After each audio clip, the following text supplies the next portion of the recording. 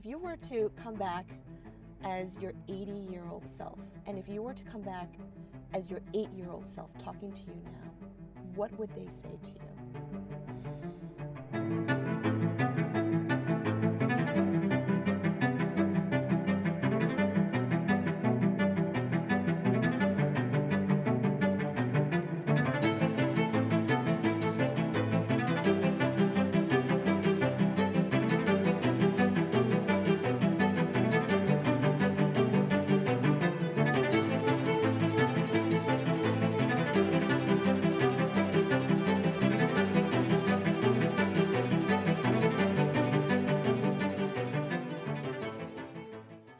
Hey everyone, welcome back. Today I'm extremely excited. I'm with a special friend, guest, and incredible human being, Dr. Lanna here to join us. We just did a conference panel talk for entrepreneurs around the country. So Dr. Lanna, what are your thoughts about the conference? How was the panel? ACE Next Gen Unity Conference is incredible. I'm so thankful for the invite. Not only did he invite me, but I told him I want to be on stage on the panel, and I'm like, please make it happen. And he makes it happen because he's like the super connector and makes everything happen. I loved being on stage. You know, I had a lot of men and women come up to me afterwards just to tell me how inspired they were by hearing my story. And, you know, a lot of us go through very similar issues where, you know, we don't feel empowered. We feel that, you know, as a typical Asian, we have to kind of stay in our lane and be obedient and just, you know, not rattle any cages. But I think it's nice to get a whole bunch of people together, and when you know, get into a room with people that are way more successful than you are, and you see how they do things, the movers and the shakers, it makes you want to level up. So, you know, you take something away from every conference that we go to. So I loved, you know, talking at this conference, and I love to innovate, motivate, and inspire other people. And your story not only resonated with so many of the members, just seeing the amount of men and women that lined up to ask you questions, share their stories and how heartfelt. Share with the audience your story, as we all want to hear, and such a incredible journey that you've took from where you started to now where you are today. Thank you. Well, first of all, I just want to say that everybody was actually lining for him. Because I was standing next to Dr. Lanna. No, he's being very modest. Everyone loves Rick, and we all love him as well. You know, I think our stories are very similar. You know, you and I grew up with, you know, humble beginnings, and, you know, specifically me, my parents immigrated from China with like $6 in their pocket, coming here to live the American dream. They met on the rice fields in China in the Cultural Revolution in the 1940s. They were forced to work on the rice field at a very young age, and only at that time, only the very rich or the very smart could be educated. And so my parents were neither rich nor very smart, apparently. And so they fell in love, and they had a dream, and their dream was to escape and, you know, build a better life for their future children. And they built a raft because my uncle was a general in the army, and he had access to supplies. And every night in a cave, they would hide out, and utilizing just the materials that they had from my uncle as a general, they were able to build a raft. And then one night they picked to leave, you know, everything that they've known, you know, all their comfort, you know, and everything, and to take the biggest risk of all, which is their lives, to escape and then eventually emigrate into Hong Kong. Through a vegetation boat where they were drugged, you know, and they were just kind of stacked on top of each other on this vegetation boat. They couldn't make any noise for the inspectors, otherwise they would get kicked out, you know, and then go to jail. And so, you know, then they, you know, came to the U.S. and we, you know, were born. And so knowing their story and knowing that they went through everything in life, gave up and sacrificed everything to give their future children a chance of education, opportunities in life that they never had, I never took anything for granted. And that's kind of, you know, the journey that I spoke about today. Such an incredible story. And as you share this story, again, it's so relatable. Share with us more about what childhood was like, being in a family where your parents worked so hard, sacrificed. They must have had a lot of expectation, which today you're extremely successful. Your parents are so proud of you. Share with us what it was like growing up in a household like that. You know, every time we talk and we're together, I learn something new about you. And today you said something that resonated with me. You said that your grandmother was the one that raised you. And, you know, I grew up in Chinatown, the government projects. We didn't have much. It was scary.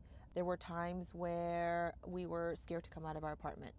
My parents got robbed and mugged. My uncle also mugged. There would be chain marks, along my dad's neck, from people trying to mug him. So I grew up, very scared of the outside world. And, my parents wanted better for us. I grew up with roaches everywhere. And I had, this story, and I'm going to say it on your podcast.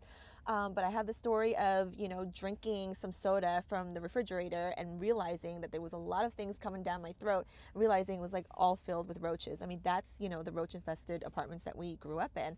And so that's what I was used to. And at some point, my father wanted to get us out of there. And they, after a while, working many different odd jobs, becoming a taxi driver was where he actually started to, build some wealth. And so we were able to move to Long Island where my grandparents took care of us. So growing up, I didn't have my parents around. I grew up with my grandparents. I had no one telling me this is how much you should study, this is what you should do. And so everything was very self-motivated, and it really helps to know my parents' story to motivate us. So I think a lot of just me growing up was self-motivation of this is what I got to do. And they wanted me to become a doctor, and so that's what I did. I became a doctor for them. What an incredible story. And the roach story, I don't think I've ever shared about my roach story experiences, but I would say back then growing up, there were a lot of bugs and mice, and just because it wasn't really something that was a concern, it was normal until as we grew up and realized that's not a normal way of living. And being raised by grandparents, it's a sign where our parents sacrificed so much, and even when they got to this country, they still don't know how to enjoy. They are still grinding, and I'm sure bringing their children to this country, they wanted to give them a better life. But they sacrificed the time that they should have spent with us to build that life. So tell me about your relationship with your parents as you were growing up, knowing that sometimes it was very difficult because they weren't there, like how I grew up. And I talk about my father and mother, never seeing them. I used to think that they didn't even love me. I remember holding their picture as my parents at one point had to move to a different state just to get a job in Georgia. And I was living in my grandmother's house. I was sleeping on the couch. I remember at 7 years old having a crumbled picture of my parents and kissing it before I went to bed. And back then, there was no cell phones. I had to buy a calling card, and it was long distance, and it was just so difficult. And there were times where I didn't see my parents for months. How about you? What was it like with your parents? I mean, so this is where it gets real. You mentioned something earlier, and I want to address that because you said that your parents don't know how to enjoy themselves. I don't think I know how to enjoy myself. Do you? Do you feel, I'm going to answer your question, but do you feel like you're finally enjoying yourself? Because I don't know that I am. I don't know sometimes if I am either. I think it's sometimes being in our world as we do what we believe is right, it can be very suffocating and lonely. And we talk about generational curse and how to break that stereotype so that we can find a better way for ourselves in the future. See, this is why I didn't want to get emotional on stage, because I just feel like I'm very emotional now. But this is real, and I want this to air because I want people to understand, everything that we're doing for our family, our children. I talked about this on stage that once you have children, I have two beautiful young daughters, and they both have special needs, but something kind of stirs up in you where the status quo is no longer enough, right? Where people telling you what to do and staying in your lane and staying in this glass box and not, piercing that, that glass ceiling. And I think for me, the pivotal moment for me was when I realized that I need to take care of other people for the rest of their lives. And just, that weight on my shoulders of, I got to do, my parents did this for me and gave me opportunities, so therefore I need to do this for my kids. And just really making sure that I did everything that I can to build that wealth and just becoming an entrepreneur and being successful. But then how difficult is it to kind of at some point extract yourself from that and say, you know what, I'm doing all the things that I'm supposed to do, but at the end of the day, the most important thing is to spend like time with your family and be there for your kids. So how do you manage that? And do you feel like you manage that well? I think for me, it's also really difficult because, which I've shared in the past, the most successful people I know, they're very honest about how they have multiple personalities. And oftentimes the hardest part is when we bring our work life home, and probably rarely we bring our home life ideally to work. But what I do to help myself turn on and off requires me simply to put on a certain outfit and clothes. So I remember when I had our son, I struggled because I felt that my self-worth was how much I can provide. Right. Which, if you and I can go back into time when we were little boys, little girls, it's ingrained in us. Yes, Yeah. but if like when back then when our home was infested with roaches and mice, quite frankly, it was normal. Like when I was wearing Payless shoes and people were wearing Nike, I felt, hey, I didn't even know what was like name brand. Right? When we went to the Salvation Army so I could buy a Nautica polo shirt, and I remember it was like $20, and my dad had to save up a week to buy it for me, and I wore it to school, and then one of my classmates says, hey, I saw you going to the Salvation Army, and teased me and said, you buying used clothes, aha, he's poor. But honestly, it was normal. But what I think, we think too much about possibly what our kids need, when if you actually interview our children, all they need is us. So what I do to hopefully shed that version of me, which you and I are both alphas, we are who we are, and we're proud of it, is I actually just change my clothes. So whenever I'm in jeans, sweatpants, hat, sneakers, I am daddy, spouse. So like you change your facade with your clothes. It's kind of like it's a mental physical shift. It's a mental shift. When I'm in a suit, dress shirt, I become the professional, the business, the CEO. Kind of like when I shared this with a friend, it's like kind of like Superman, Superwoman, Clark Kent, Lois Clark. Yeah. And we turn on and off. Yeah. So that's what Lana we do. Lane. Yes, Lana Lane. Yep. You mentioned something earlier, and you said we're both alpha. It's so interesting because I do not see myself as an alpha. Because I think, for me, I feel like I'm forced to be an alpha. But in real life, I don't want to be an alpha. Do you feel like that? Like who you are in business is who you are in real life? Because, you know, when I'm at work, yes, I'm the one that makes the decisions. I talk to my patients. We make decisions combined together. And, you know, when I'm on stage, you know, I speak with authority and, you know, power because I want to empower other women. And there's a reason why I do that.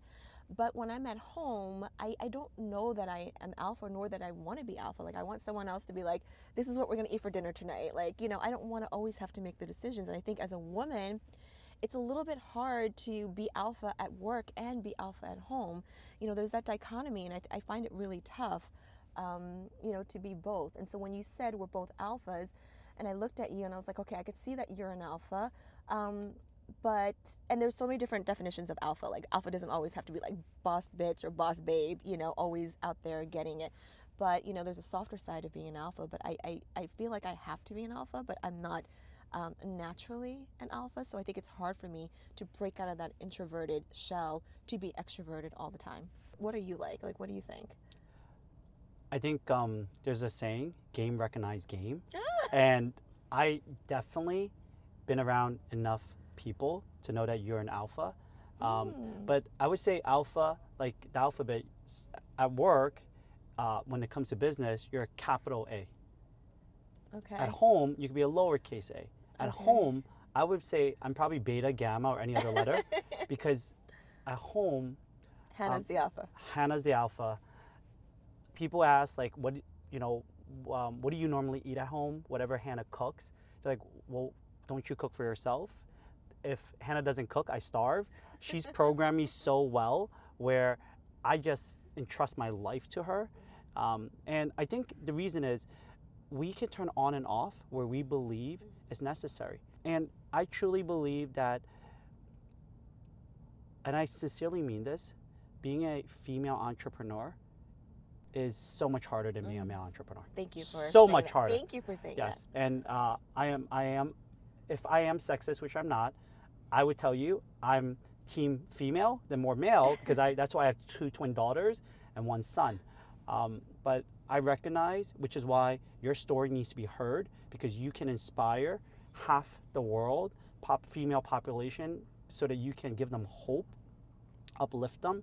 But I just think that what you're doing is incredible, and whether you're alpha or not at home, what you're doing for the legacy of your daughters is inspiring. So I guess whether we're both alphas or not, it doesn't matter. Yeah. We are truly, genuinely authentic who we are. Yeah. But I can tell that sometimes it's very difficult because at work, it requires you a certain way. Yes, it's like we have to activate, like we got to put our game face on, Yep. right? And then at home, do you find it hard to kind of turn on and off sometimes? I do, because when I'm at home, a lot of what I do is building my business on social media, right? And I realize that social media and branding yourself is really the key of marketing yourself more than any other marketing ways, SEO and everything that we're doing. The world has changed, and everything is, on social platforms, and you have a voice, and you have to use your voice, and you have to let people hear you. So I'm very much very cognizant of the fact that I need to be on social media. So when I'm at home and I'm with the girls, we're all on our phones, all of us. My daughters are on their phones, iPads, and I'm on. It's hard for me to switch off, because if someone, there's a meme. There's a funny viral video out where the entrepreneur is like crying and having a mental breakdown, but then someone texts you like, "Hey, can I come see you?" And then you text back like, "Sure, I'll see you at 4 o'clock," and then you continue your mental breakdown. Like, that is true life, very relatable, and I feel like that's what we do on a daily, all of us, and we can all relate to that funny meme. Yep. And you're on a much longer journey in social media. Your brand is incredible, and whoever is watching needs to follow Dr. Lanna, because not only is the content incredible, it's humorous, it's amazing, it's life-changing, but I can also tell that there's a lot of pressure, there's a lot of stress that comes with it. Would you agree?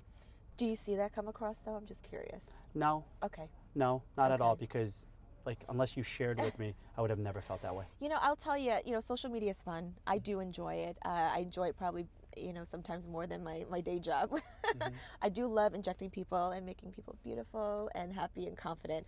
But what I really love to do is impact people. And so, Rick, you know this, but my goal in life, I used to want to have like 20 clinics. Remember I told you that last year? I'm like, I want to have 20 clinics, 50 clinics. 5 million clinics. So many clinics. I want to be like at the top. And then, after 3 clinics, I'm like, I'm done. Like, no, let's change things She around. wanted to win HR of the year. That's how many clinics she wanted to have. No, listen, that was a terrible, terrible idea. And I think you were the first one to tell me, like, listen, having the number of clinics may not make you happy. Like, you may do 3 and you may be like, I'm done. And so 3, I'm done.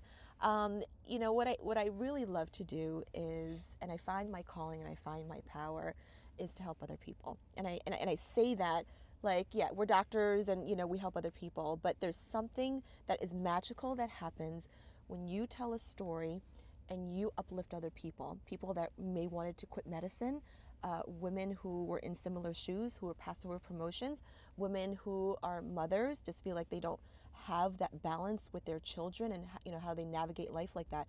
And so when they hear my story and they hear what I've gone through, and they hear all the things that I failed at, being fired, was one of those things. I've never been fired from anything in my life, but as an adult, I was fired from the hospital by HR, saying you're fired, and and me being able to get past that and to use that what happened to me, that failure, to really build something to help other people. And I think that is my calling. And so my new goal in life is not to own 20 clinics or be head of 20 clinics, but it's to really impact, inspire, and help other people. That's amazing. It's also to be on a Korean drama too, and I don't. She'll soon be on your favorite Korean drama. I mean, who can make that happen? Can we please make that happen? If I don't put it out there in the world, it's not going to happen. But I will tell you that I am going to Korea in 3 weeks. I've manifested my Korea trip, and I say manifested in air quotes because manifestation for me is just what your goal is. It's so crystal clear, and every day you wake up and you do everything that you can to get to your goal. And you taught me this, saying yes to the things that's going to get you to your goal, saying no to things that's not going to get you to your goal.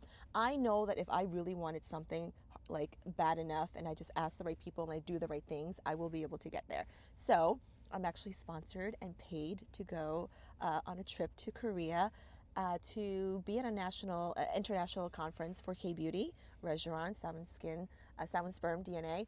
And I think if it weren't for me understanding like what I wanted in life, what my passion is, that I don't think I would have gotten there. So I think, is it okay that I talk about Of course. my love for Please. K-drama and Yes. like K-pop and me, going to Korea, and I'm like going to actually live out the thing that I wanted to live out. But I am terrified of flying. I am like traumatized by being in close spaces. I'm traumatized from leaving my family. I'm traumatized, being on my own, and I am going to therapy for it. But I'm doing so many things to try to get me over this fear, because this is probably one of my biggest fears, is flying and going somewhere by myself and not knowing people, culture, not having that surrounding.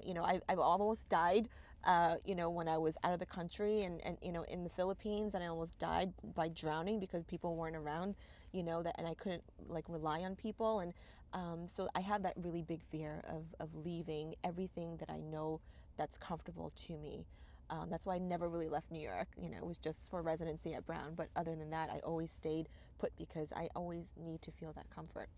And I think a lot of that, and I'm really oversharing this, but I think a lot of that comes from my parents' divorce. So and I don't think I've ever told you this story, my parents, did all these things together and emigrated and escaped and, all these things. And then they got a divorce, and it was so dramatic and so quick. And then everything that you've ever known was like ripped away from you for all those people who've unfortunately been through families of divorce. And I think when that happens, you don't have like that comfort anymore, and everything just changes overnight. I think it's hard for me to break out of that and be like, you know what, I can leave and I can break out of my comfort and I can go somewhere, but I'm pushing myself, right? Because if I can do this and get on that plane, then the sky's the limit. Nothing is going to stop me. Not only would the travel to Korea be a successful one, when you get there, I know Korean dramas are going to notice you in Korea. Yes. And you're going to probably be on Netflix, and you'll be at the next coolest Korean drama launch. What is it? Crash Landing on You 2? Oh, okay. Crash Landing on You Crash 2. Landing on You 2. Yes. Okay, so I'm a little bit delusional, and I think in life, and in being an entrepreneur, you got to be a little bit delusional, Of course, like you have to. like a little bit, and also a little bit like not right in the head, But I really truly believe that things will happen if you put your mind to it. So although I don't think I'm going to be the next Korean star on Netflix, I do think that things may happen, and you never know where life will take you. So It will, it should, and I know it's going to be incredible. Thank you. When your manifestation and ideas become reality. But let's talk about fear. You just Okay. spoke briefly about how this petrifies you, is something that makes you really uncomfortable. Yeah. But how are you able to still commit to a trip like this, knowing how scared you are, especially with traumas such as you almost died in Philippines? Why are you facing fear and pushing yourself to those limits when you don't have to, especially at your stage in your career and your business? I get asked that a lot. Like, why are you doing this? What are you putting yourself through? Like, the mental anguish that you're putting yourself through. It's a great question. I'm going to try not to cry. But, I want to face my fears, because, one of my biggest fears is to take big risks, right? One of my biggest fears is like not to have a job and take care of my family. It's already happened. I was fired at 8 months pregnant with my second child. And like nothing's to fall back on. So like when you come back from something where it's like you do or you die, that's when I motivate. Like I've always been a procrastinator, which is kind of funny. Like, when you look at successful people and people that do well in the world, especially as like a surgeon, like you're a procrastinator. Yeah, I like crammed for my test. Like I'm one of those people. I like didn't go to class and I crammed. and then I would do like well, and people hated me for that. But True story. Today, we were speaking on a panel. She did not know what time or questions, but she crushed it. So she's one of those people that can procrastinate and still get an A on exam, which is exactly how successful she is. It's so funny. I had no idea what the questions were, and I had no idea what time we were You didn't going need to know the But, questions. and I didn't You really were know ready. where we were going. Yeah. But, thankfully for Uber, and thank you for sending me the questions beforehand. But I need that fire under me for me to do big things. When I don't have that fire, and that last minute, like, you got to go up on stage right now. What are you going to say? What are you going to talk about? Like, okay, let me concentrate on that. I don't, put my energy into it. I think part of what I do well is I multitask, but like maybe in an ADHD way, like I do 10,000 things at the same time. And you always say like, Lanna, you got to focus, right? And so it's hard for me to focus because I want to do everything. And I think I can do everything. And I think, I was like bred, to do everything, as like a mother, as a woman, as an entrepreneur, as someone who wears many hats and does many businesses. Like I am bred to multitask and do everything.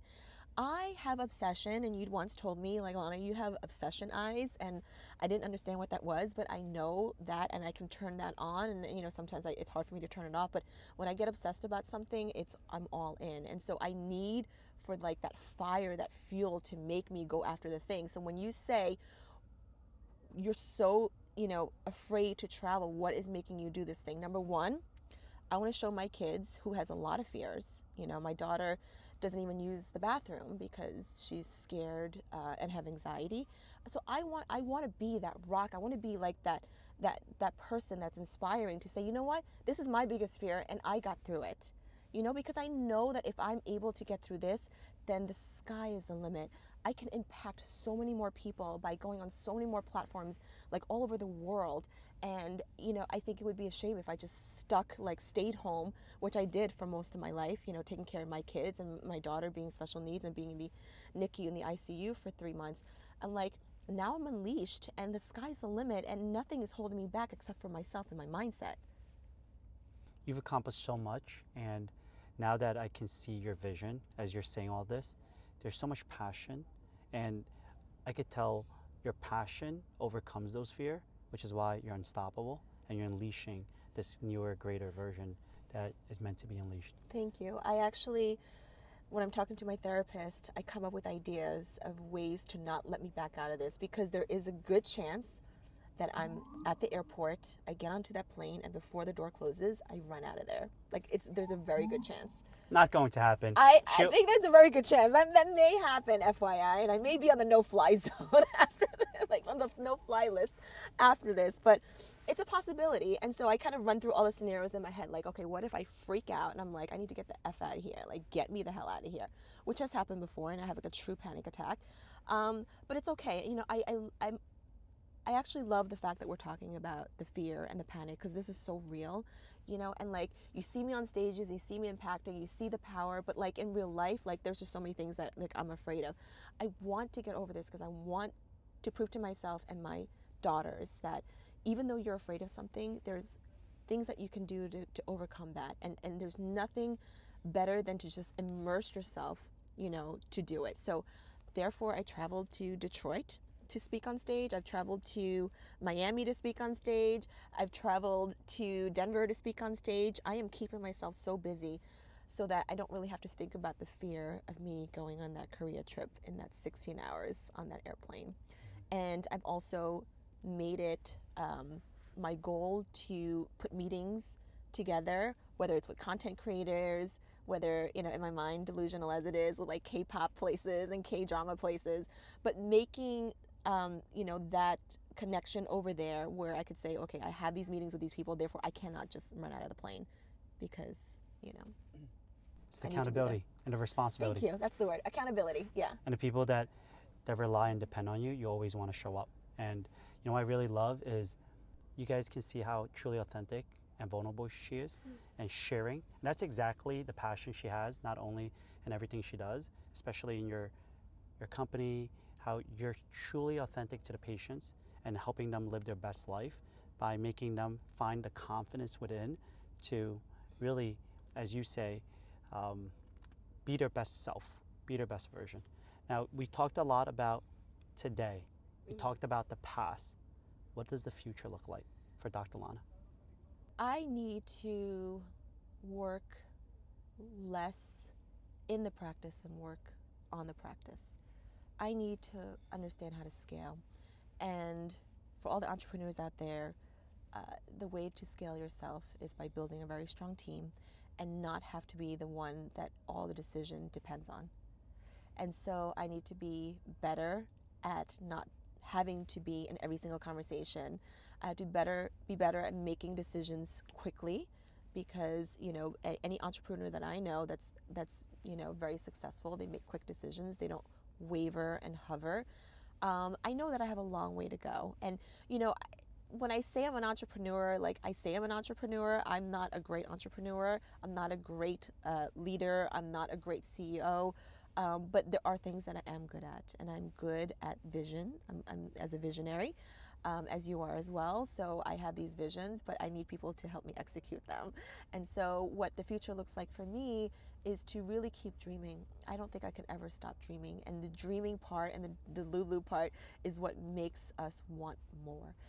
And if I didn't want more, I don't think I would be as successful, because I always want more. And I think that trait is a curse as well, because you're never happy. You're never happy, but it's that drive to always want more that's going to help you do bigger things. And so I think a lot of me is going to be getting over this fear of flying, finding myself, spending more time with my kids, and really creating that generational wealth that we talked about today. I love how much you dream and conquer your fear. And I think the reason why you're so incredibly inspiring is because you're being the role model that you've shared with me privately to your daughters. So that when your daughters grow up, their superhero is their mommy. And what mommy can do inspires them to be able to dream big and do anything in life. Thank you. And I know we're on this podcast. In real life, you always are the one that brings me down to earth, right? Because I always tell you the truth. As You do. Because I was actually expecting. I care about you so much, more than you'll ever know, where being in my role and in my life, I could see the future. Sometimes it's incredible, sometimes it's dangerous, and when I see those risks, I can't help but to tell you the truth. No, 100%. And I think it's nice to, I come to you because I know my ideology, my ideas are always up here, and there's people that need to bring me down, and sometimes I listen to them, sometimes I don't. I listen to you because you've shown me time and time again, you know exactly what you're talking about. So if Rick tells me, stop dreaming about K-dramas, you're not going to be a K-drama star, I'll stop dreaming about K-dramas. But if you tell me to keep on dreaming, I'll keep on dreaming. So thank you. And it's how you dream and what you dream. And I can tell you focus on others first, where if being on a K-drama, part of it is something that's for yourself. That's incredibly rare. And I believe once you accomplish that, you're going to unlock a new version of yourself where you can give even more. So let's make that dream a reality. Love that. I think exactly what you said. I didn't even realize this, but it's something for myself, something that I've never done. Maybe that's why I'm so passionate about it. I'm so excited for your future. I'm so Thank excited for your you. business, your family, everything you're looking to accomplish. And I can't wait to see you on K-drama. Thank you, Rick. Yes. You're going to come with me. Yes. Who doesn't want to see Rick on a Chinese drama? Come on now. Hey, I said K-drama. My Chinese is terrible. Yes. So a question I really want to know is, as you're sharing with me your childhood and upbringing, you share with me what's it like being a mother and how much you genuinely think and care and love your daughters. What about you? But not the current you. What would you tell yourself if you could go back into time and say to the younger version when Lanna was just Lanna and not having all the pressure? What would you say to your younger self? I would say enjoy the journey. Because oftentimes when we have everything set out in front of us and we have a goal, our main goal is to get to that goal, right? And so you have these blinders on. and then you forget to enjoy the journey. And I'll say one thing about entrepreneurship and business is that it's never a linear growth. It's never a trajectory that just keeps on exponentially growing. It's up and down, up and down. And I would tell myself, don't be afraid of failure. But I think that the most important thing for me to understand is that life in general and business is just a matter of solving problems every single day. And if you're doing it in a way where you're not enjoying the ride, then it's not going to be worth it, right? So we have an end goal. It's great to get to that end goal, but wouldn't it be even better to get to that end goal and be happy every single day by getting to that goal? I think that's probably the one thing that I would tell myself, is just to enjoy the journey, and you're going to get there no matter what. Because anything in my life that I've ever really wanted, if I work hard enough for it, it could take 10, 20 years. But anything in my life that I've ever wanted, as long as I worked hard for it and asked the right people and told people what I wanted, I can get there. So it's just a matter of enjoying, myself. Yeah. So That's if you amazing. were to if you were to come back as your 80-year-old self, and if you were to come back as your 8-year-old self talking to you now, what would they say to you?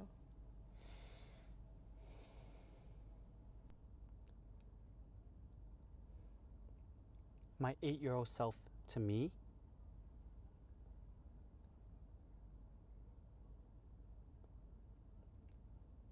if my 8-year-old self can be in today's present moment, I think what I would say to who I am today is, you've done enough.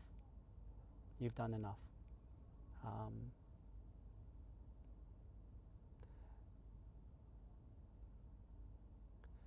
I think nothing I have today I ever imagined.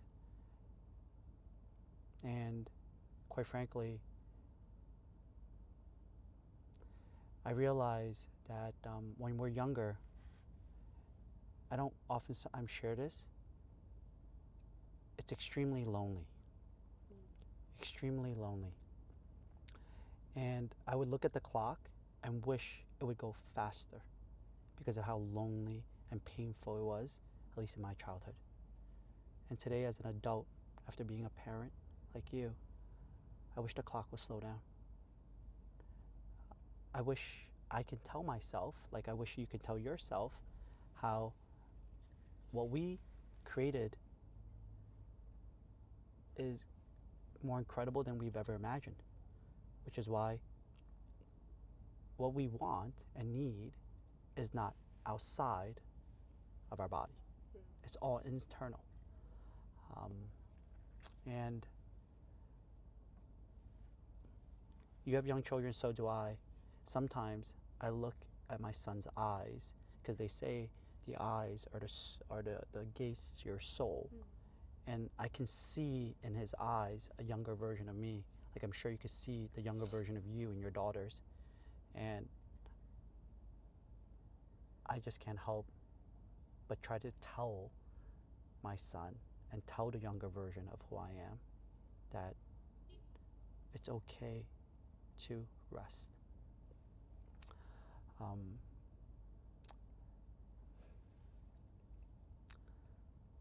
And if the 80-year-old self came to today's world and was able to say what I hope he would say to me is,